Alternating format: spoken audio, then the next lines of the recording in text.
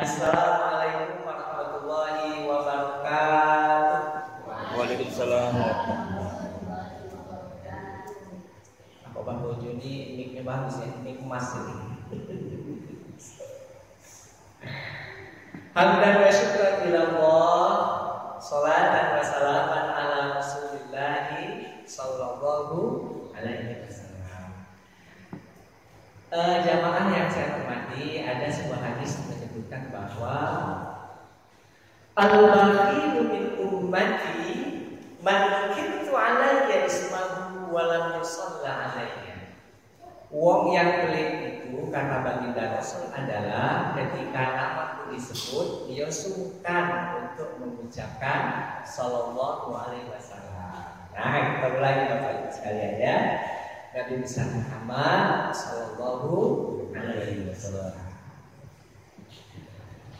Yang kami hormati pemerintah setempat, alhamdulillah Pak RT Nangkul Sungai Serija, beliau apresiasi, beliau hadir turun menyukseskan program TNI. Terima kasih Bapak kehadirannya.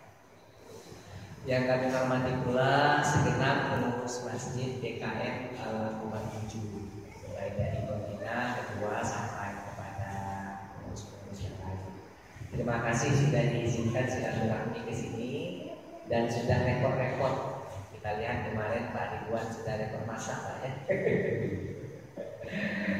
Ada Pak Basari dan lain sebagainya. Terima kasih sudah bersedia menerima silaturahmi kita. Jak jauhnya ya, padahal kita jauh kasih juga.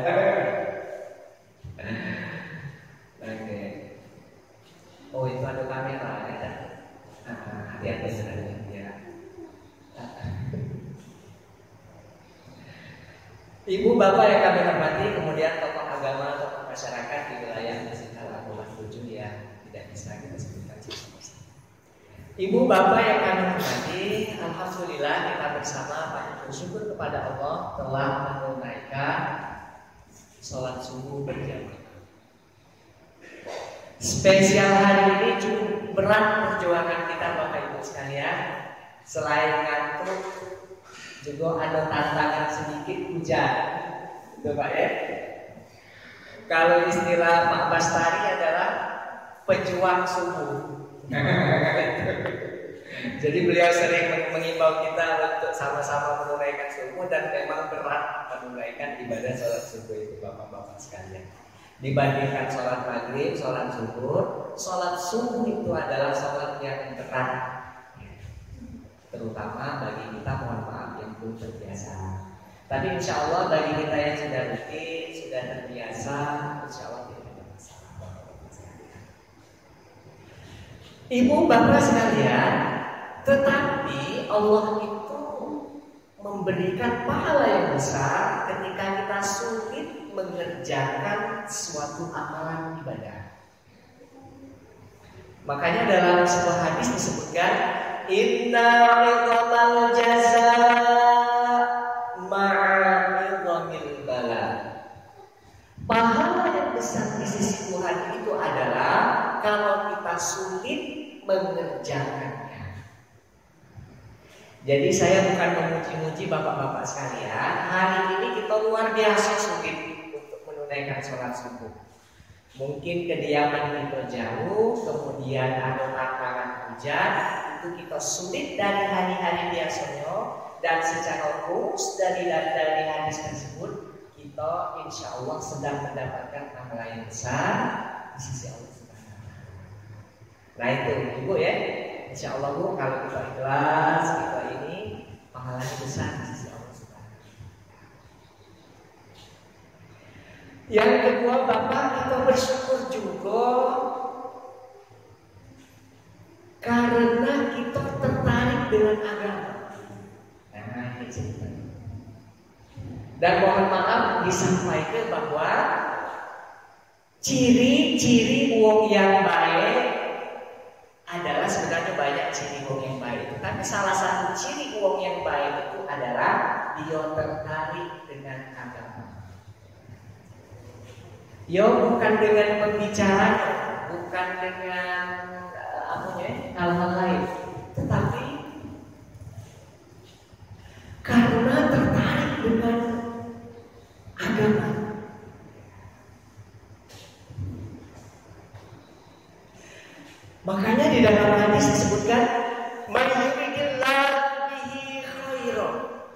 yufaqihu fiddin. Siapa wong yang diinginkan Tuhan menjadi wong yang baik, maka dia dipahamkan agama.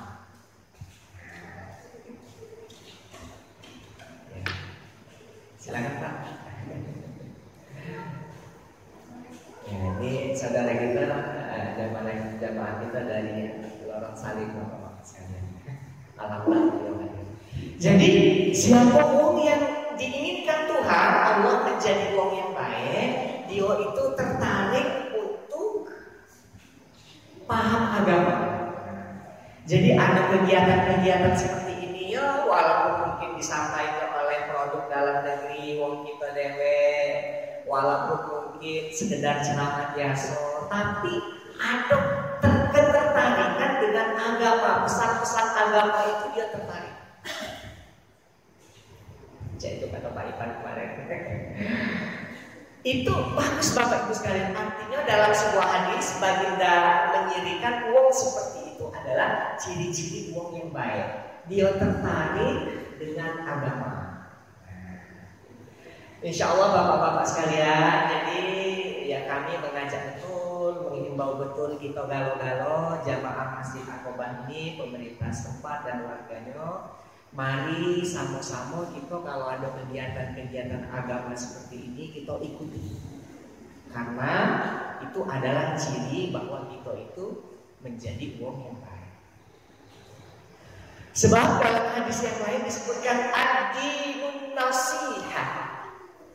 Agama itu esensinya, hakikatnya ibu-ibu adalah nasihat. Inti agama itu nasihat Bapak. Contoh misalnya berbuat baik dengan berbakti kepada orang tua, berbuat baik terhadap tetangga, kan nasihat ya. Kalau ada janji ditepati, kalau ada hutang piutang dicatat. Nah, itu kan nasihat agama. Bahkan ayat paling panjang di dalam Al-Quran itu ayat tentang hutang piutang. Ini cerita Ustaz Syarif, mana Ustaz Syarif? Saking seriusnya masalah hutang piutang. Kemudian jangan menyakiti hati seseorang. Itu nasihat-nasihat agama. Agama itu intinya adalah nasihat. Kemudian tepat waktu, rajin begawi, itu adalah bapak-bapak nasihat-nasihat yang terpancar dari nasihat agama. Makanya kita ulangi, ad-dinun nasihah. Agama esensinya, hakikatnya adalah sebagai nasihat untuk kita kehidupan ini. Makanya Bapak, kalau kita beragama dengan baik, kita tekuni agama ini, kita serius berislam ini, sebenarnya itulah yang kita udah akan tercapai. Sukses di dunia, sukses di akhirat. Contoh silaturahmi. Wong yang kalau dia rajin beragama, kalau dia memang benar-benar menjalankan agama, dia menjalin silaturahmi baik dengan tetangga, dengan kawan, dan itu modal-modal kita untuk sukses di dunia, apalagi di akhirat. Bapak Ibu yang kami hormati, belum lagi dari sisi pahala. Dalam sebuah hadis disebutkan raka'atul fajri khairum minad dunya wa ma fiha. 2 rakaat saja sebelum sholat subuh pahalanya lebih besar dari dunia dan seisinya. Nah Ibu, saking besarnya hitung-hitungan poin pahala bagi kita yang menunaikan sholat subuh. Jangankan yang wajib, yang sunnah 2 rakaat saja diibaratkan lebih baik dari dunia dan seisinya. Nah, maka insya Allah mudah-mudahan ya kita tentu berharap kepada Allah yang telah istiqomah, yang pengurus masjid tentunya sudah istiqomah, kita yang berusaha untuk istiqomah, dan masyarakat jamaah sekalian. Mudah-mudahan kedepannya sisa-sisa umur kita ini bapak-bapak sekalian kita bisa manfaatkan untuk itu, untuk sebaik-baik mungkin memanfaatkan salat subuh.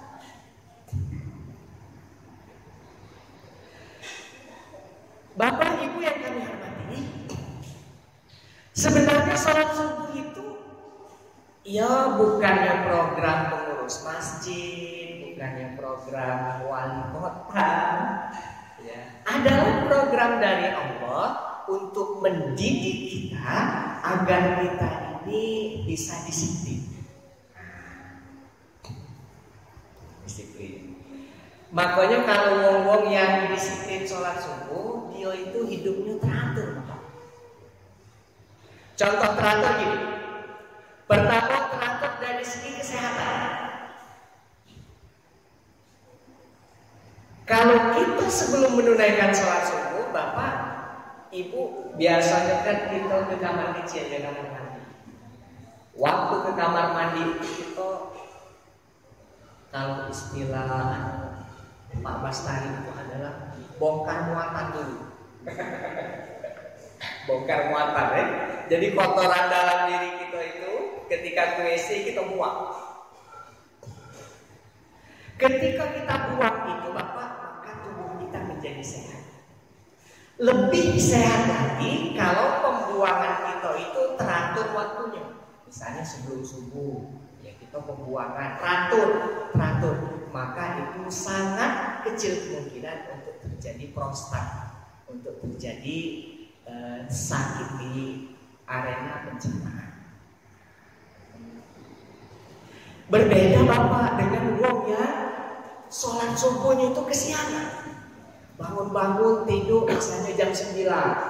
Pas bangun sakit perut. Ngantri di kamar mandi misalnya dengan anaknya. Pas keluar misalnya warnanya tidak bening lagi, tahu-tahu kuning. Sakit perut kita, sakit kantung kemih kita, sakit dalam jangka waktu yang sering. Kalau kita sering demikian, maka kita sangat berpeluang untuk cepat sakit. Makanya Bapak boleh diperhatikan ya, kita boleh diperhatikan biasanya wong-wong yang sholat subuhnya rutin di masjid, ya bukan hanya di sini lah, kita perhatikan di dusun kita, di tempat kita lain. Kalau wongnya rutin, biasanya wongnya panjang umur, wong yang sholat subuhnya teratur. Sampai Pak Haji, Bu Haja itu kadang-kadang sampai tuanya, tapi dia masih sehat. Karena salah satu sisi manfaat sholat subuh itu adalah bermanfaat bagi kesehatan pencernaan. Itu Bapak. Jadi insya Allah kiai-kiai dan lain sebagainya jangan sungkan-sungkan ke depan untuk sholat subuh. Manfaatnya selain untuk pahala juga untuk diri kita. Lanjut Bu ya. Itu yang pertama tadi Bu. Nah, kita ada komunikasi dulu dengan Ibu ya. Lanjut Bu. Sekarang yang ketujuh. Marah Ibu ya, baru satu langsung 7 Bu. Yang kedua Bu, manfaat sholat subuh itu adalah olahraga. Ya misalnya Pak Ridwan dari rumah ke sini, atau Pak Haji Hadi ketua masjid dari rumah ke sini, olahraga Bapak. Jalan kaki itu olahraga. Udara kita di saat subuh itu luar biasa Bapak ya. Seperti kata Pak Ferdi kemarin, masih sehat Pak ya. Masih belum polusi. Mungkin ada sikok dua warga kita yang mengeluarkan kendaraan, mungkin sudah mulai jualan, sudah mulai bergawe, tapi masih sedikit. Udara kita masih sehat, masih polusi. Belum polusi maksudnya. Dan itu sangat baik untuk tubuh kita. Makanya kalau kita keluar ke jalan subuh, kata Pak Bastari kemarin itu pejuang subuh, insya Allah sehat Pak. Banyak bergerak. Alhamdulillah. Beliau maksudnya masih sehat. Beda dengan kalau jarang keluar Pak ya. Mendembai di rumah misalnya ya, bangun siang itu kemungkinan cepat sakit Pak. Karena kurang gerak. Bapak, saya pernah baca penelitian di Amerika bahwa bagusnya kita gerak itu dalam sehari semalam itu minimal 7.000 langkah. Nah, jadi kalau nak besajonan itu Bapak Ibu sekalian. Dari rumah kita ke sini berapa langkah? Ya 1, 2, 3 berapa ratus. Balik lagi berapa ratus. Katakanlah hampir 1000. Setelah itu kita ke warung. Kalau warungnya tidak terlalu jauhnya, berjalan kaki Pak. Sehat. Ke tempat pegawai kalau masih dekat, berjalan kaki. Belum lagi kita olahraga yang lain sehingga diri kita ini menjadi sehat. Ibu, berapa langkah jalan tiap hari Bu? Banyak Ibu. Karena sambil masak ya. Sambil masak kurang garam, ambil ya. Anak nak videoan belajar, lari ke sini ya. Nyemur pakaian, nyuci, nah banyak walaupun di dalam rumah langkah ibu itu sudah banyak. Tapi rata-rata di dalam penelitian itu bagusnya itu adalah 7.000 hingga 8.000 langkah kita berjalan setiap hari agar tubuh kita itu sehat. Kalau para atlet itu sekitar 10.000. Nah, makanya atlet itu kan dengan awet muda, sehat, tubuhnya itu bugar karena dia sering bergerak, sering berolahraga. Kita Bapak melalui sarana sholat subuh ini insya Allah bisa. Kira-kira kalau 7.000 langkah masih kurang, tapi tinggal nambahin baik. Tinggal kita begawi, tinggal kita ke warung, tinggal kita sholat-sholat yang lainnya. Insya Allah sehari semalam cukup 7.000 langkah. Makanya jangan sungkan-sungkan Bapak-bapak sekalian, sholat subuh itu manfaatnya untuk kita lihat. Yang kedua ya. Sekarang yang ketiga. Manfaat sholat subuh itu adalah manajemen waktu. Jadi kalau sudah terbiasa sholat subuh, manajemen waktunya itu bagus. Berarti dia sebelum tidur biasanya dia pasang alarm.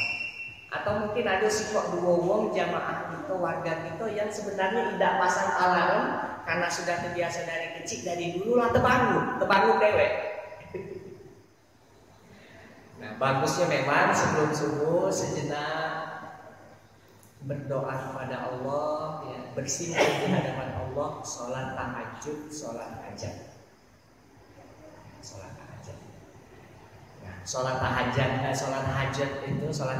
sholat hajat di sepertiga malam yang akhir sangat dimungkinkan itu diterima, dikabulkan permohonan kita kepada Allah.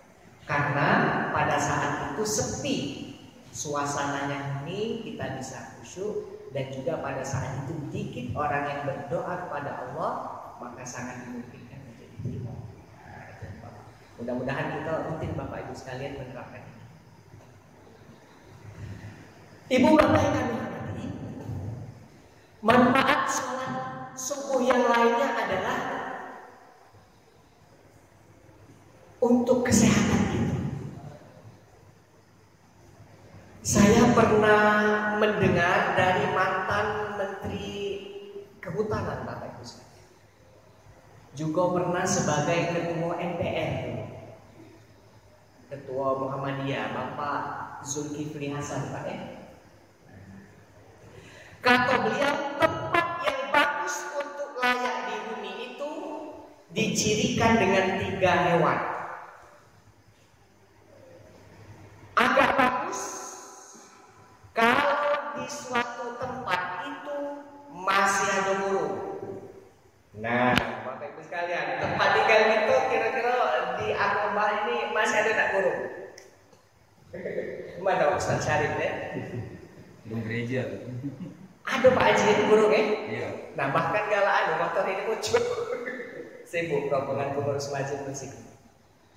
Tapi sisi lain Pak Haji, walaupun kita direpotkan dengan adanya burung, itu menurut mantan Menteri Kehutanan adalah berarti tempat ini masih layak huni, masih sehat, burung baik, masih galang. Itu. Apalagi di belakang masih banyak pepohonan, di samping masih ada tanaman, masih ada burung. Itu berarti tempat kita ini masih layak huni, sehat. Yang kedua, Bapak, lebih sehat lagi kalau ada jangkrik. Nah, mana Ustaz Sarif tadi lemak nanya nih, di sekitar Masjid Aqaba ini ada tak jangkrik? Lagi bunyi. Insya Allah masih ada jangkrik. Di luar biasanya malam-malam berbunyi, cuman agak jarang sudah jangkrik. Pak RT di RT itu masih banyak nggak jangkrik malam-malam? Oh itu biasa nyari umpan pancing. Betul Pak Heri, masih dapat jangkrik. Berarti masih sehat. Sehat level yang kedua. Lanjut Bu, ada 3 Bu ya. Lebih sehat lagi Ibu kalau ada hewan kuku wong mati. Apa kuku wong mati Bu? Kunang-kunang. Yang malam-malam itu kita nyengok ngeri ya, waktu kita kecil dulu ngomong, wah itu hati-hati, hijau kuku wong mati berjalan. Kunang-kunang. Kalau ada hewan kunang-kunang masih di suatu daerah tersebut, tempat itu bagus, kesehatannya level tinggi. Nah, saat Ridwan tempat kita masih ada kunang-kunang. Kantin mungkin ya, mungkin tempat Pak Ridwan masih ada burung, jangkrik tidak tahu ya. Jarang kunang-kunang. Kalau kita di kota ini jarang.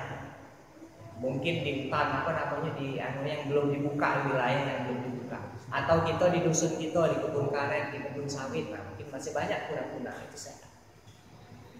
Nah Bapak sekalian, kita patut bersyukur kepada Allah, lokasi masjid kita ini masih layak huni. Mohon maaf misalnya beda dengan yang masjid-masjid di tempat lain, di kota-kota besar yang sangat mepet dengan rumah penduduk, yang pembuangan sanitasi airnya itu kemudian siringnya itu tidak jelas lagi kemana ininya, kena banjir dan lain sebagainya. Itu kita insya Allah aman dari itu. Masjid kita ini sehat, ada sirkulasi udaranya, ya, dan itu kita bisa manfaatkan untuk sebaik-baik mungkin untuk ibadah. Apa yang dia? Jadi kalau ngajak jangkrik ya, nyari jangkrik ajak kita itu, kita mancing. Ya. Ibu bapak yang kami. Yang keempat, sholat subuh itu adalah ternyata bapak setelah kita teliti dari ilmu komunikasi, Pak itu lampunya. Cuman ini bukan tanda bahwa nak habis waktu ya, jangan lama-lama kalau ya. Kalau dimain tuh, tidak terlalu lama ini terlalu lama manggung, dimain tuh jangan lama-lama. Bentar lagi Bu ya. Baru mati itu tadi. Baru mati. Hidup lagi, hidup sendiri. Nah ternyata Bapak yang kami hormati, nah lanjut.